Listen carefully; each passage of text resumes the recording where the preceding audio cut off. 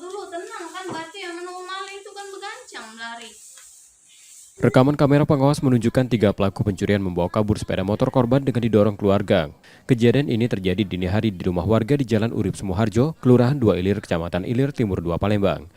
Korban menjelaskan bahwa sepeda motor diparkir di teras rumahnya dan baru diketahui raib pada pagi sekitar pukul 6.00 waktu Indonesia Barat. Kondisi kunci tambahan sepeda motor ditemukan tergeletak di pinggir jalan dekat rumah. Pelaku yang mengenakan jaket dan berboncengan menggunakan satu sepeda motor tidak dikenal oleh korban dan diduga merupakan warga luar kawasan. Jam setengah 2-an tuh ada wong masuk, bertiga boncengan kan, tidak pakai helm, bertopi galau rapet, bersweater kan masuk.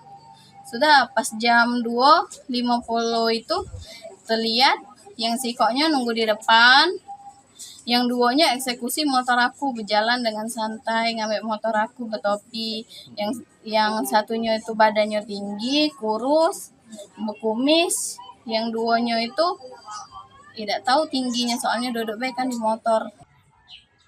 Pencurian ini bukan yang pertama kali terjadi di daerah tersebut. Sebelumnya, aksi serupa juga marak dengan sasaran utama kendaraan warga.